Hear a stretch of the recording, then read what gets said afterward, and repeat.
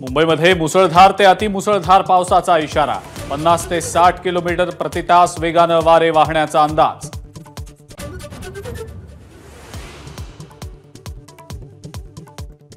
मुंबईमध्ये काल 267 ते 300 मिलीमीटर पाऊस। पूरस्थिती हटवण्यासाठी पालिकेचे 441 पंप तैनात, तर 3ही रेल्वे मार्ग सुरू। आपत्ती व्यवस्थापन केंद्राला भेट दिल्यानंतर मुख्यमंत्र्यांची माहिती।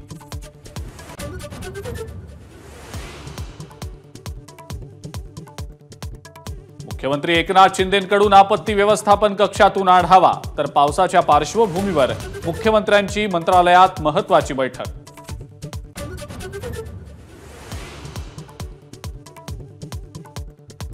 हार्बर रेल्वे मार्गावरची वाहतूक हळूहळू पूर्वपदावर। सकाळपासून 2 वाजेपर्यंत हार्बरवरच्या लोकल सेवेला लागला होता ब्रेक। मध्य रेल्वेवरची अप मार्गावरची जलद वाहतूक मात्र अजूनही ठप्पच।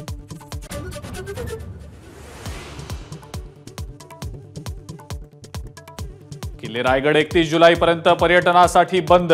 काल ढगफुटी सदृश पाऊस झाल्यानं प्रशासनाचं खबरदारीचं पाऊल।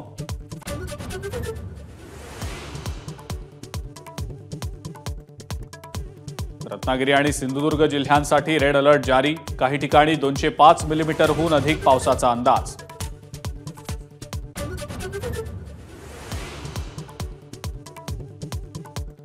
अकोल्यामध्ये मुसळधार पाऊस। अनेक ठिकाणी शेतात पाणी शिरल्यानं शेतकरी चिंतेत, तर बुलढाण्याच्या गारड गावाला पुराचा वेढा।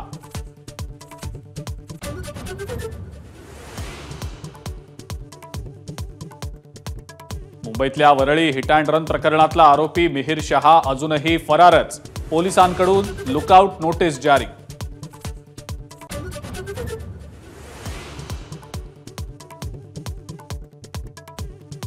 पुण्यामध्ये काल एकाच रात्री हिट अँड रनच्या 2 घटना। दोन्ही घटनांमध्ये एक पोलीस कॉन्स्टेबलचा मृत्यू, एक कॉन्स्टेबल जखमी। दोन्ही वाहन चालक फरार।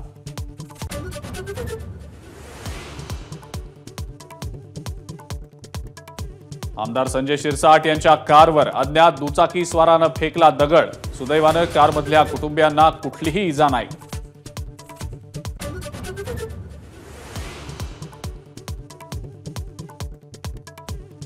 लंडनमधली वाघनखं शिवरायांची नाहीतच। इंद्रजीत सावंत यांना लंडनच्या म्युझियमचं पत्र। सावंत म्हणतात वाघनखं साताऱ्याबाहेर गेलीच नाहीत। सचिन अहिर म्हणतात सरकारनं संभ्रम दूर करावा।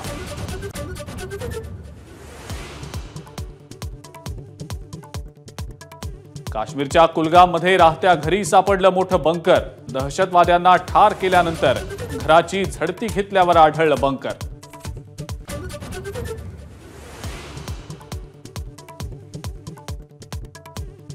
आणि राहुल द्रविडला भारत सरकारनं भारतरत्न द्यायला हवा। माजी कर्णधार सुनील गावस्कर यांची मागणी।